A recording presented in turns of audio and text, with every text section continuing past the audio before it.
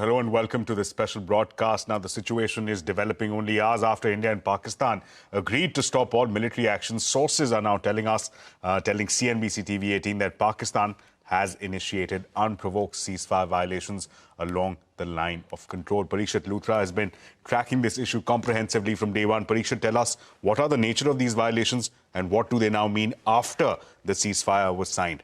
Well, these ceasefire violations are significant. Pakistan is resorting to artillery firing all across the line of control and the international border.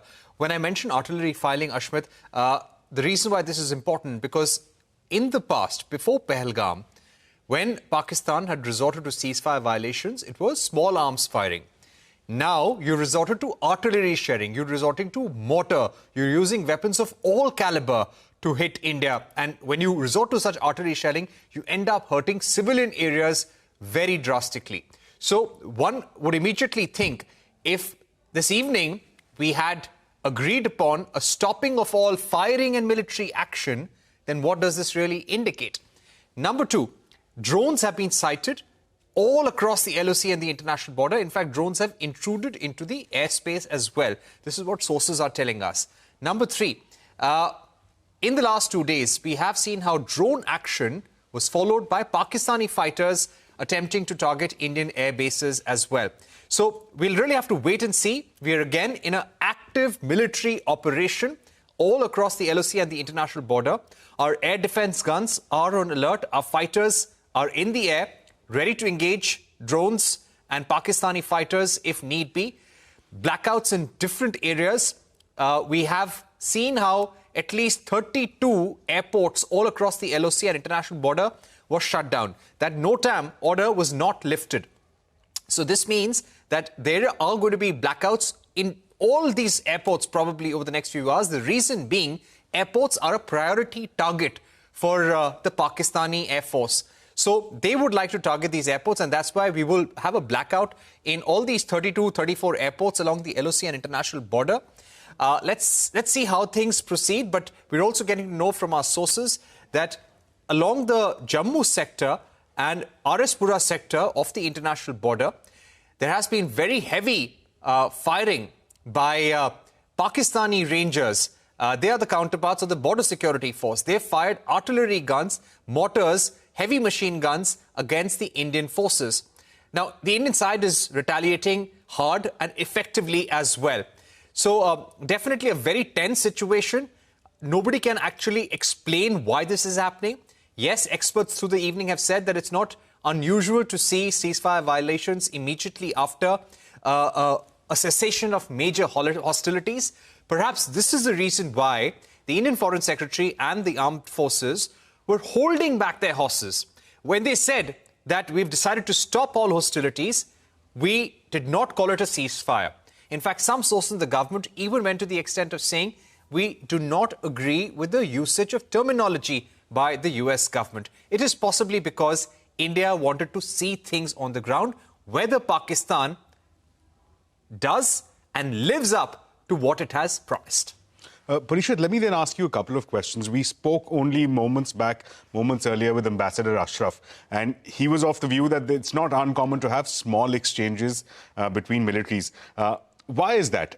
Does it take time for messaging to travel from the command center to the infantrymen on the ground? Is that one issue? Is there some miscommunication with respect to the nature of the ceasefire? We were discussing whether it's a ceasefire or a stoppage. Is there an issue with the messaging that's taking place? How do we see this entire incident that we are seeing across the border? Do we see it in that light, that it's not uncommon to have these exchanges? You know, when Ambassador Ashraf was saying that it's not uncommon to have these exchanges, the reason being that when you've had very intense military engagement over the last 2 to 3 days, and you've come to the level of DGMO talks. Now, DGMO talks, we should tell our viewers, Ashmit, do happen every week.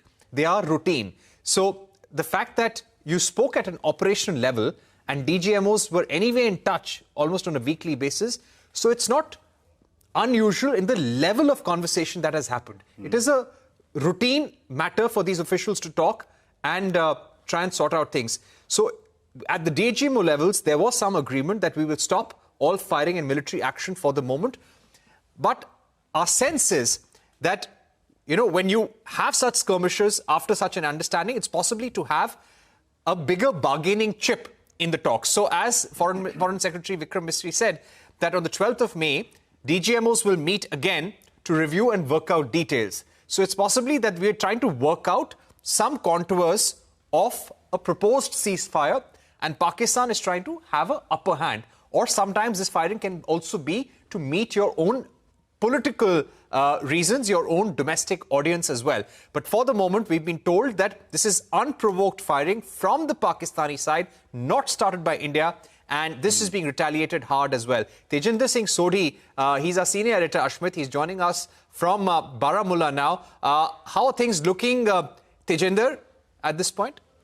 Yes, Parikshit, you see the things across Jammu and Kashmir are very fragile, I can say right now, because within a few hours when people, after the announcement that Pakistan has requested Indian DGMO to stop firing, and both the countries had agreed to stop the firing which was taking place between both the sides, people were happy. Those who had left their houses from the line of control, they were happy that they would get a chance to return back to their houses and live a peaceful and normal life. But Pakistan has once again backstabbed, and that too within few hours of that agreement at various places across Jammu and Kashmir. I'll name those places in that's in Akhnur in Jammu, then Rajouri in Rajouri district, then Menda sector in Poonch, Gurez in Bandipora sector. These are the places where along the line of control where Pakistan has resorted to unprovoked ceasefire violation, targeting the civilian population,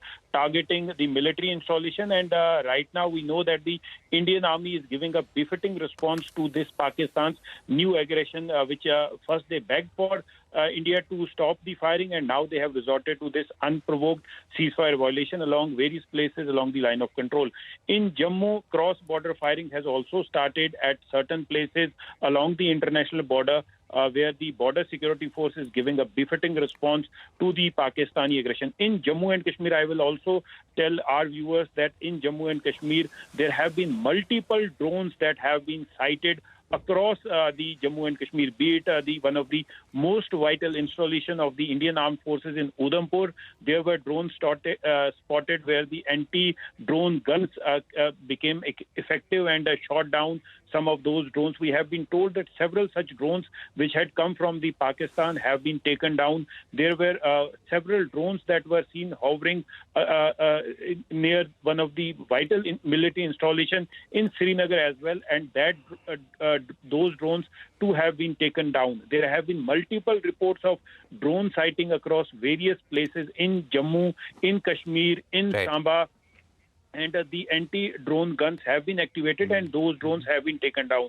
Another thing, Parikshit, the sources within the defense establishment are saying that most of the drones which came from Pakistan have been shot down. There is a complete blackout in various parts of Jammu and Kashmir. As you mentioned that right now I'm in Baramulla, there's a complete blackout. Just a few minutes ago, there were a few bangs which I could hear, and there is a complete blackout. There were sirens, air raid sirens that were going on.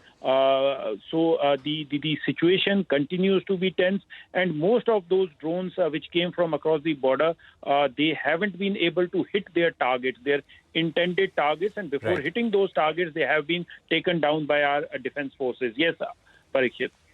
Right. Tejinder, I'll request you to stay on with us. We appreciate the fact that you're joining us at this time of crisis. I hope you're staying safe as well. Air Marshal Ahluwalia is joining us on the phone. Air Marshal Ahluwalia, thank you very much for joining us. How would you explain this to our channel and our viewers? This afternoon, there were DGMO level talks. Following that, the Foreign Secretary announced stoppage of military action and firing. We didn't use the word ceasefire. Pakistani Prime Minister has thanked Donald Trump for his intervention. Now we're looking at, and this is sources in the defense establishment telling us that there is firing, artillery firing all across the LoC and the international border. Drones have been sighted in the Indian airspace all across the LoC and the international border. Pakistani Rangers firing heavily in RS Pura and Jammu sectors. How would you describe this, explain this, after we've agreed to stop firing?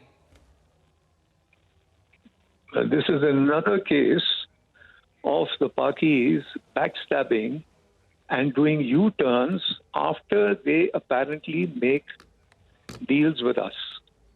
It is nothing new. It perhaps should have been expected. And I don't think it would be proper on their part to say that, because of the United States, etc. The fact is that they have to make a decision, and they did make a decision to ask for a stoppage of fire, not ceasefire, but stoppage of firing that has been persistently carrying on for the last few days. Unfortunately, they themselves have started firing all over again. So the question is, how can you trust somebody like that?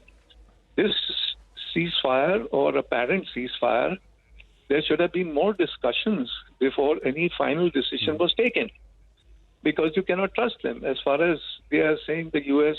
called, etc., I don't know what's the truth here. But the fact is that they wanted the IMF loan, and they wanted the loan very, very badly, and they could have, again, bluffed their way through. So this is nothing new from the party side. We have to be very cautious, and perhaps now we will have to come back, if at all, with a bigger hammer than we have done before. It's very clear now that their air defenses are more or less non-existent. So if we really go in now, we will have a field day.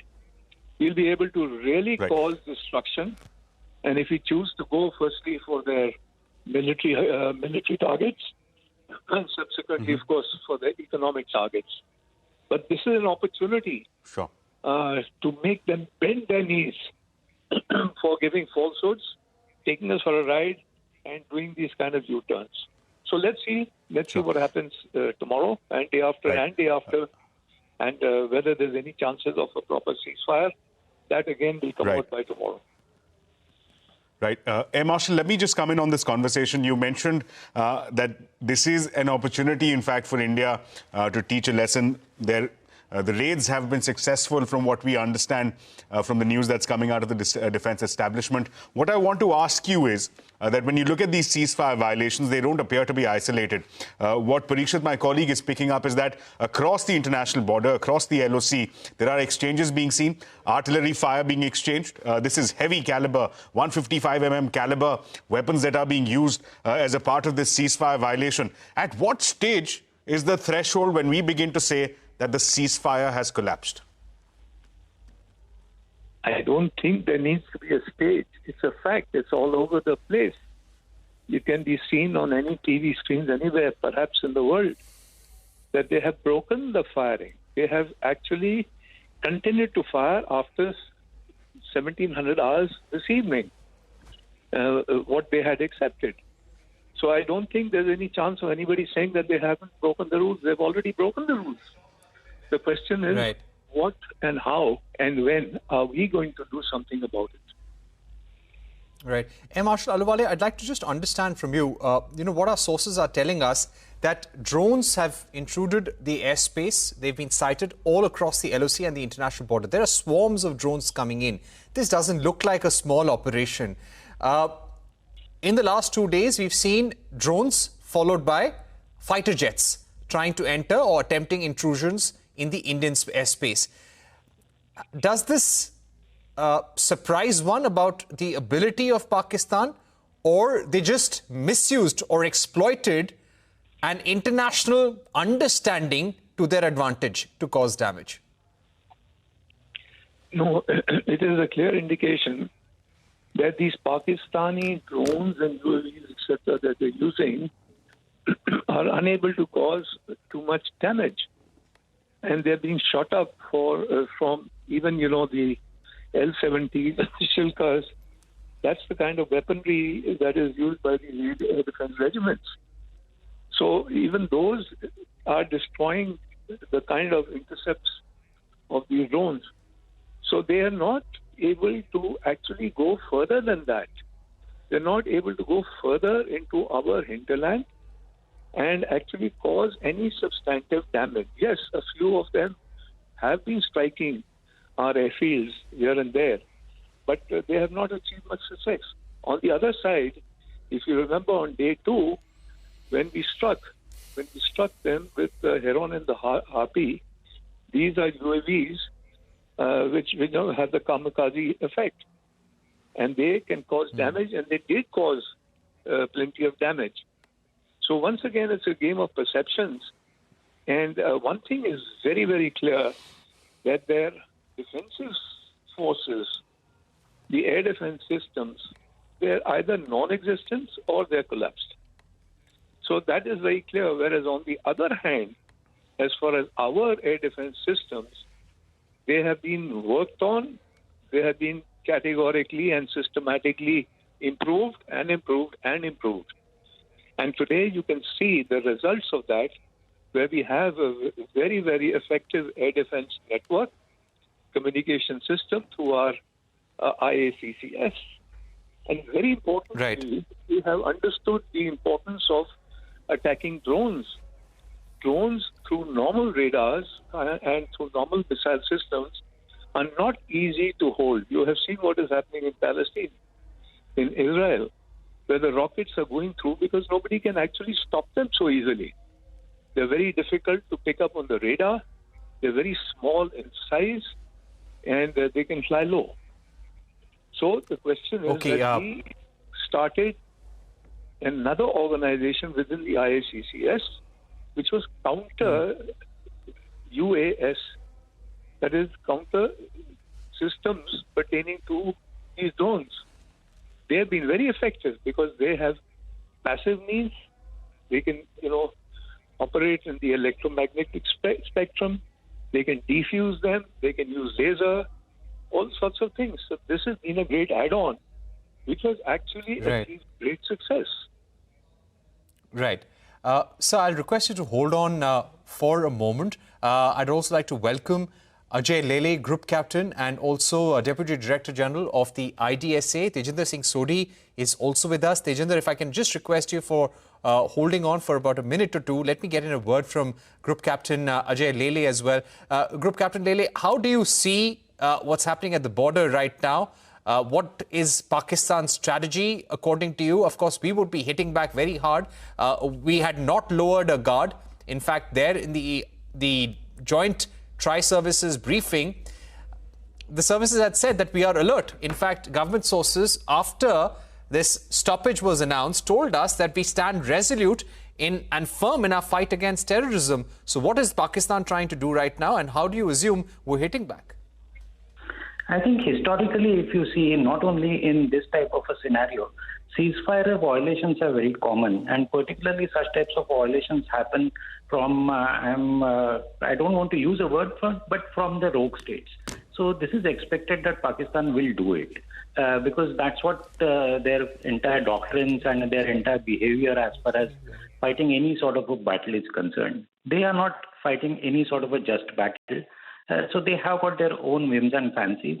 And I really don't know whether the messages have gone down to the smallest units which are operational, which are deployed also. And this also indicates that if there is a firm resolve from at the level of a DGMO and other military hierarchy, and if somebody in lower down in the hierarchy is doing it, that means there is no control of the top leadership, the military leadership on their own troops also. So I think India needs to take these all things into consideration. And if you see the statement which was given by the Indian administration, it was very clear that yes, we have decided to have a ceasefire, but still we will remain ready. So it was not that all of a sudden this has happened. Indian administration was fully aware of what Pakistan can do and how long such a ceasefire can exist. So I think India was fully prepared to address these types of issues. And to my mind, it was expected out of Pakistan that they are not the people who will stick to their own words. Sure. Let me go back to my colleague Tejinder Singh Sodhi, senior editor, joining from Baramulla. He's been patiently waiting there to update us on the latest developments from on ground.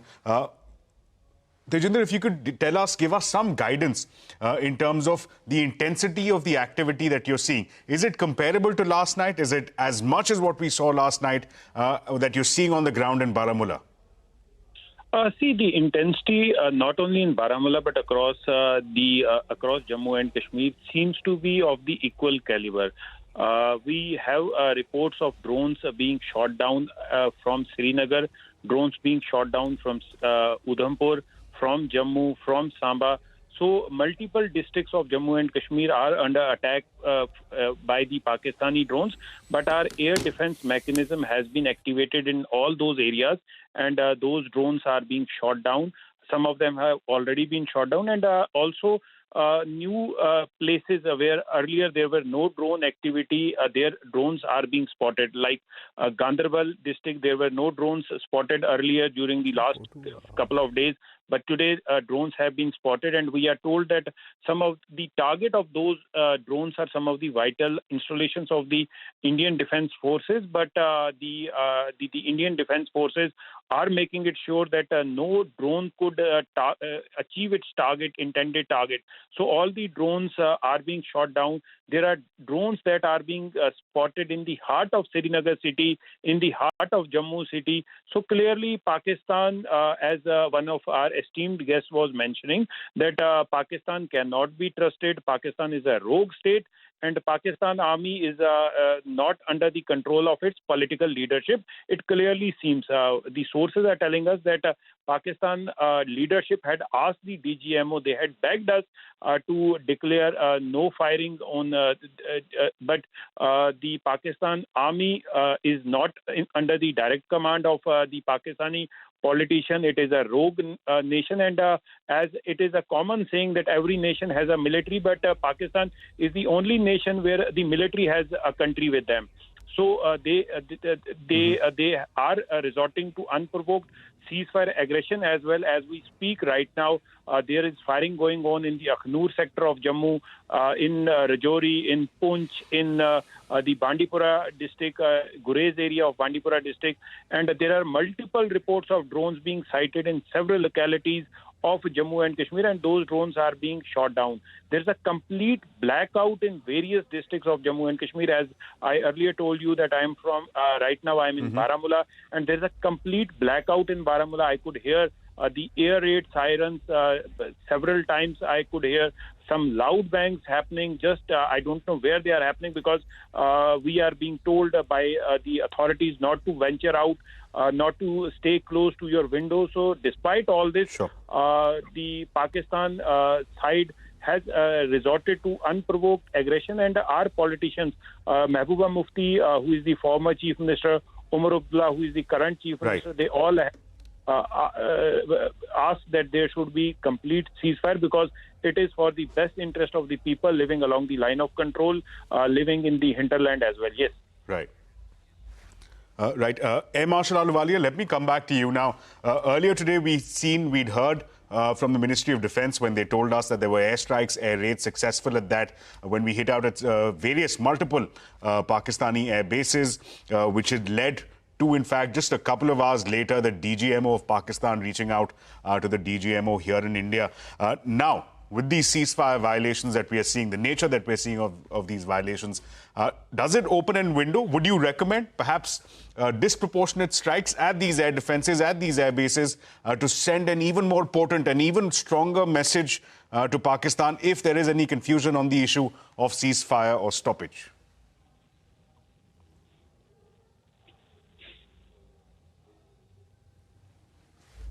Marshal Ahluwalia, if I'm audible.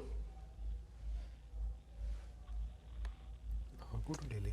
I think we're struggling to connect with Air Marshal Ahluwalia. We'll go back to him in just a bit. But meanwhile, let's go across to Group Commander Ajay Lele, who's also with us on the phone line. Mr. Lele, again, same question. The nature of violations that we're seeing, does it open doors to an even more severe reaction from the Indian forces in terms of hitting out at these bases, at these military installations across the border? I think India has to work on two levels. One is that let's accept the fact that we have also accepted for the ceasefire. So we are not going to violate the ceasefire on our own. But at the same time, if the other party is not sticking to what was decided and what was accepted mutually, then we have no other option but to revert back. Because right now, we are in a defensive mode. We are trying to ensure that whatever damage which the drones could do can get averted based on our existing infrastructure and existing missile defense and other types of systems.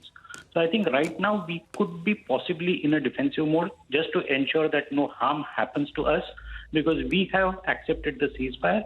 But I think a time will come if these types of activities will start happening, then we will have to respond very heavily. I think at this point in time, there is a possibility that interlocutors could be contacting each other once again, that we had decided on a ceasefire and there is a violation from your side. So what must be happening at that point in time? I think it could be, the issue will be addressed at multiple levels. One is a defensive mechanism. Other is to contact the interlocutors that there is a clear-cut violation of a ceasefire.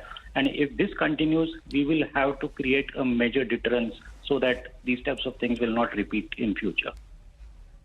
You know, also, Group Captain Lele, it's quite possible that the Pakistani forces are testing waters, because this afternoon, top government sources had also told us that India has decided that any future terror action from Pakistan against India will be treated as an act of war, and India will be responding accordingly. It could be possible that Pakistan is trying to assess what India will do in its response, knowing very well that DGMO talks have been scheduled for 12th, and the larger contours of this understanding to stop firing will be discussed at that point. So let's see how this goes. But we'd really like to thank you for joining us, and Air Marshal Ahluwalia as well, and our colleague Tejinder joining us from Baramulla.